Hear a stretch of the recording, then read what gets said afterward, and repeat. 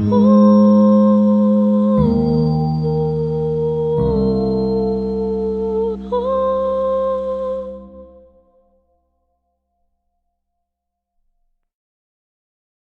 we move on to one of the authors of a very wonderful work recently published.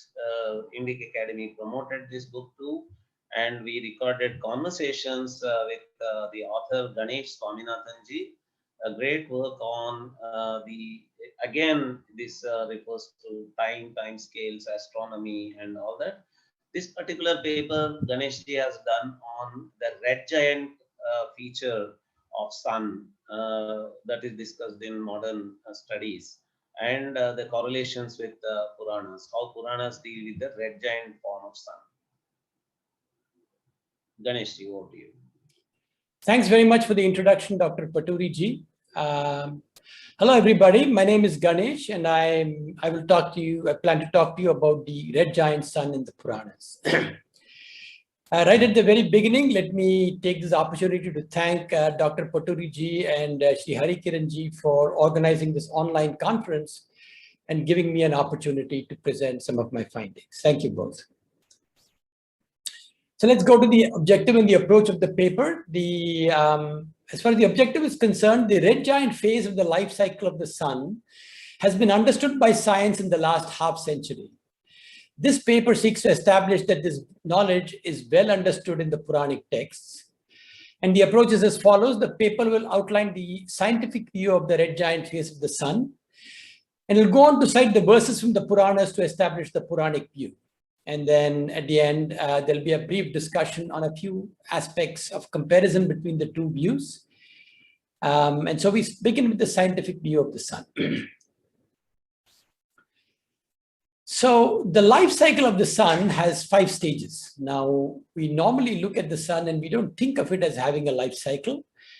But the sun is one of the billions of stars in the universe. And like all stars of its kind, it has a life cycle of about 5 stages and a life of about 10 billion years. And I'm going to describe each of these stages very briefly, just to provide context for this paper. So the first stage is obviously birth. And stars are born in huge clouds of hydrogen called giant molecular clouds. And the image above is that of the molecular cloud in the constellation Orion, and it's called the Orion molecular cloud. And when I say giant, it's huge in the sense that it's about 50 to 100 light years across. So you can imagine how huge the gas cloud is. And stars are formed inside these huge clouds of gas. And this is, like I said, called the Orion molecular cloud.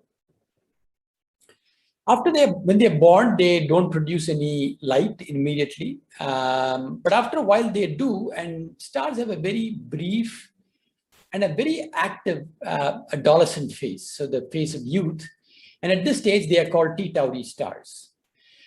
And it lasts for only about 10 million years, so not very long, but it has a very brief, and they're very active at this time. They are very large, very bright, and they have a lot of flares, both of coronal of mass into space and of X-rays. So extremely bright at this stage, extremely active at this stage. And after this stage, the star passes into what is called the main sequence phase, which is the current phase of the of the sun in the sky.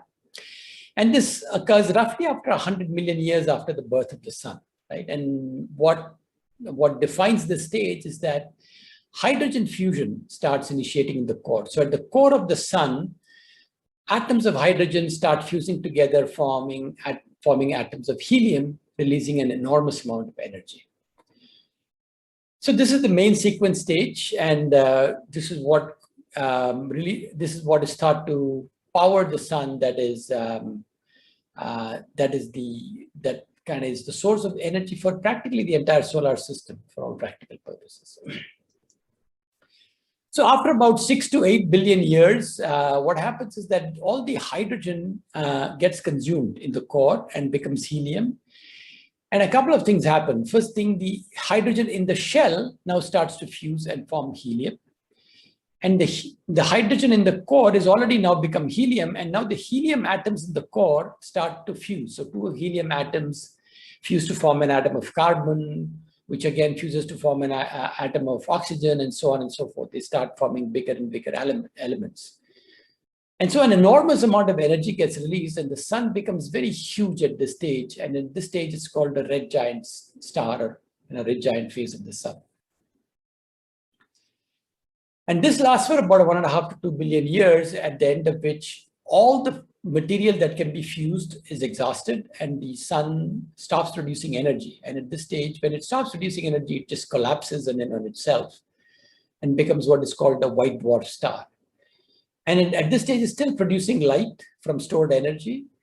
And after that, even that light dies away, and then the sun basically just dies, it just disappears. Now, this paper focuses only on the red giant stage of the sun. Now, you may not believe, but the Puranas talk about each of the 5 stages of the sun, right? But I'm not going to talk about any of those. I'm going to talk only about the red giant stage of the sun. So let's begin by looking at the research in this stage, right? There's been a lot of research in this field. In 1986, there was a paper by J. Goldstein in which he declared that the sun in its red giant stage would become so big that it would engulf the planets of Mercury, Venus, and the Earth. The paper was titled "The Fate of the Earth in the Red Giant Envelope of the Sun," and it predicted basically that the Earth would basically vaporize inside the sun. Some years later, there was a paper by Juliana Sackman and a few others. And they said that, yes, the sun would grow in size to where the Earth is today. But what would happen is that the sun has a lot of solar flares that keep coming out from the surface. And these solar flares are basically giant mass ejections of the sun. And the sun continues to lose mass. And as it loses mass, the gravitational pull on the orbit on the planets decreases, and the planets start moving into larger and larger orbits. And so at the end of the red giant stage, even though the sun has grown to where the Earth is right now, the Earth would have moved away, and so it would escape the clutches of a red giant sun. So that's what the paper made the case of. More recently, there was a paper by Schroeder and Smith, which said that the sun would not be able to move out far enough. They said that apart from the gravitational attraction, there is what is called the tidal attraction of the sun on the Earth, because of which the Earth would lose angular momentum and would not be able to move out far enough. And right at the edge of at its biggest point, the red giant sun would swallow up the Earth. And they make the case that if the Earth had been 15% farther away today, then it would potentially have escaped the clutches of the sun. But at this stage, they feel that it would swallow up the sun. So these are things that are very hard to imagine, let alone visualize. So I have a couple of illustrations. In the first one, you can see a red giant sun, and you see the planet Earth right next to it. You don't see the planets of Mercury and Venus because they've been swallowed up by the sun. And then you have the other planets, Mars, Jupiter, and the rest of them. And in the second illustration, you will see the Earth right next to the surface of the red giant sun. And the Earth is completely scorched and burnt, right? So there's no water, no oceans, no ice caps, no polar ice, nothing, absolutely. It's completely burnt, and it's absolutely hot. And it's glowing in some parts because there's probably glowing rocks on the surface of the Earth, or the crust of the Earth is cracked, and there's hot lava on the surface of the Earth. So it's a very frightening picture of the Earth, and there is no possibility of any life on the planet. So let's look at the Puranic view of the Earth, right? So just as modern time uses the term red giant to describe the spheres of the sun, the Puranas too have a specific term. It's called the Samvartaka Aditya. And the verse in the Brahmanda Purana says, when the end of the Kalpa arrives, the sun of 7 rays assumes the form of Samvartaka Aditya, the sun of final annihilation, and burns down the 3 worlds. So I want to call out a couple of things in this verse. First thing is that the verse, and all of the verses in this presentation will tell you the Purana, the book, the chapter, and the verse, right? So in case anybody wants to do some follow-up research or study, it's easy for them to locate the verse. The second is that right next to Samvartaka Aditya, there is a pair of brackets, and the meaning is shown, the son of final annihilation. And this is by the translators themselves. As you may recall from Bibek Debroy's opening remarks, that this was done by a board of scholars. It was not done by some individual. And all of the explanations, the entire text is as they have translated it. I have not made any changes at all. So the verse states that the sun becomes a Samvartaka Aditya at the end of a kalpa. The duration of a kalpa is 4.32 billion years, which is 1,000 Chaturyuga, and each Chaturyuga lasts for 4.32 million years. Now, close to 2 billion years have elapsed in the current Varaha Kalpa. We are in the 7th Manvantara and 28 Chaturyugas have passed by. So we are in the early part of the Kali Yuga of the 28th. So to compute how much has elapsed, we have to just add up all the elapsed cycles of time. So six Manvantaras have elapsed, so which is 1848 million years. 28 Chaturyugas have elapsed, which is 116.64 million years. And the Krita, Treta, and Dwapara Yuga have elapsed, which is 3.9 million years. So if you add them together, you get 1969 million years, which is close to about 2 billion years. So if 2 billion years out of 4.32 billion years have elapsed, about 2.3 billion years remain till the end of the Kalpa. And this is the same order of magnitude as the estimated remaining life of the sun, which is about 6 to 8 billion years. It's still a little different, and we'll come back to this point a little later. So there is not just one verse that describes the Samvartaka Aditya. There's an entire chapter, there's an entire passage of about 25 verses later on in a later chapter in the Brahmanda Purana. So I'm obviously not going to cite all the verses. I'll cite a few of them to give you a detail in the description. The verses are from a chapter titled The Description of the Dissolution of the Universe from Book 3, Section 4, Chapter 1, and it's a part of the Pratisarga narrative. So in the beginning, as the earth enters the red giant stage of the sun starts to grow in size. And as the sun grows in size, the earth becomes hotter and it causes a prolonged drought on the planet. And the verse says, then a continued drought lasting for 100 years takes place. Living beings deficient in strength become dissolved and get mingled with the dust. So the verse says that plants and animals that depend on water for their survival die and their bodies turn to dust. And then it goes on to say that as the earth becomes hotter, the waters on the surface of the planet start to evaporate. And the verse states, the Lord of rays of unbearable heat begins to drink water by means of his rays. And as the earth gets, and it's from the same chapter as mentioned earlier, right? And it says, as the earth gets hotter, the waters of the ocean evaporate and dry out. And then verse 139 says, the 7 rays of the sun that blaze in the sky, sucking up water, drink water from the great ocean. And as the surface of the earth gets closer to the sun, the rocks and soil become heated and completely dry. And it says, being burned by the brilliant flames, the earth, including mountains, rivers, and oceans, becomes bereft of moisture and viscidity. And then the rays of the sun encircle the earth completely.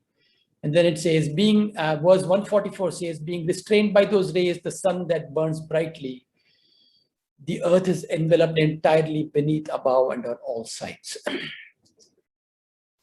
And finally, the earth literally begins to glow from the heat of the sun that is now enveloping it. And it says, getting the fiery splendor transmitted to it, the entire universe slowly assumes the form of a huge block of iron and shines thus. So when a block of iron is left inside a fire for a long period of time, it starts to glow. And that is exactly what we saw in the earlier description.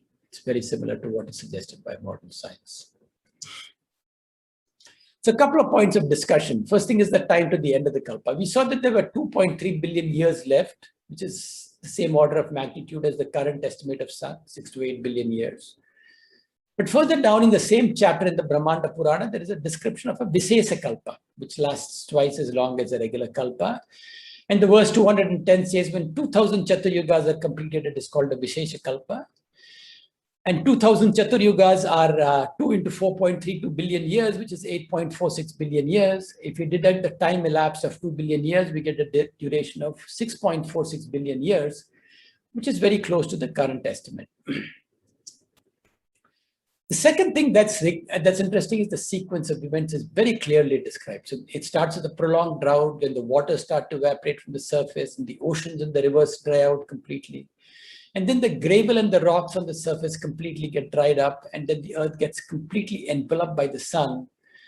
And then the earth is described as literally glowing by the heat of the sun, right? So very clear sequence of events that is described.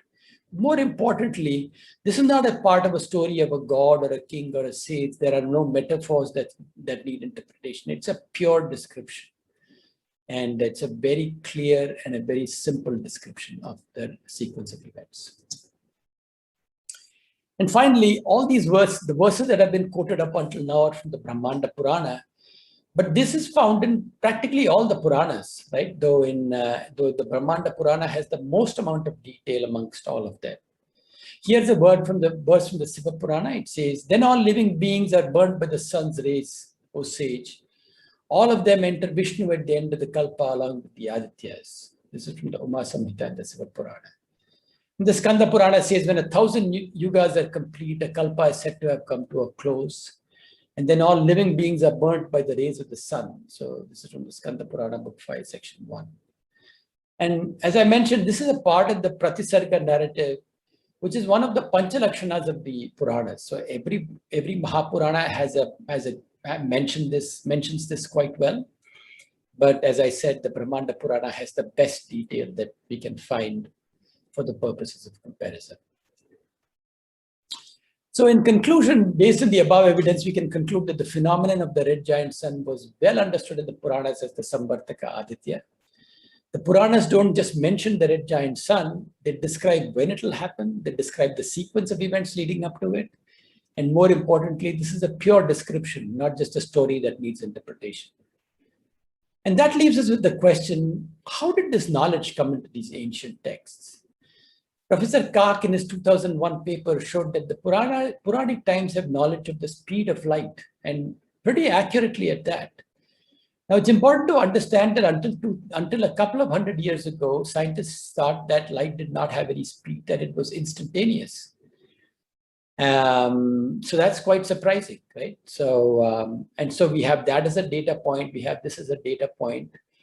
And maybe we should examine other areas of cosmology and find out if there are commonalities. And if we do find multiple points of commonalities between the Puranas and modern science, then we should probably look at this question of how this knowledge came as a separate field of inquiry all by itself. It's a pretty significant question. With that, I come to the end of my presentation. Thank you very much. And Dr. Paturi ji, if there are any questions, I'd be happy to try and answer them. I don't see many questions for this presentation. I think people are completely amazed beyond words by this presentation. Amazing information. Samvartaka Aditya, when we were discussing this paper with Ganesh ji, I was mentioning this. Avarta Samvarta is the word for whirlpool, and the Sanskrit word for Samvartaka, it is used for clouds also. There are a category of clouds which are called Samvartaka clouds. And Ganesh ji was mentioning how Samvartaka clouds are mentioned as the later development of red giant sun also in the Puranas, and that Samvartaka kind of vocabulary makes it very clear that the Puranas also, not only had an understanding of the annihilation of sun or dissolution of sun, they also had an understanding of how actually it happened. Physically, there is a samvartana that is happening inside the sun. So that was very interesting.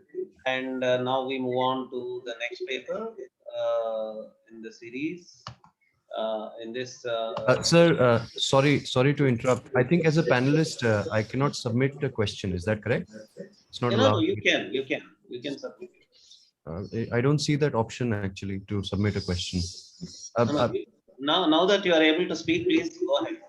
Yeah, I just had a question for Swaminathan sir. First of all, amazed to find this knowledge also in the Purans. Sir, are you aware of the story of King Revat who goes to Brahmalok to find? Absolutely. So the story is mentioned, and this is actually the concept of time dilation that is. It's a product of the theory of relativity, by the way. It's not. It's something that we understood only about 100 years ago after Einstein published his paper. It's a part of the special theory of relativity. And I don't want to take up too much time here, Amritanshuji. I'd be very happy to talk to you offline. And yes, it is amazing to find this described in as much detail it's both in the Bhagavata Purana and in the Brahmanda Purana. In both of these, you find mentions of the visit of King Revata and his daughter to meet with Brahma and then come back to earth. So thank you very much for pointing that out.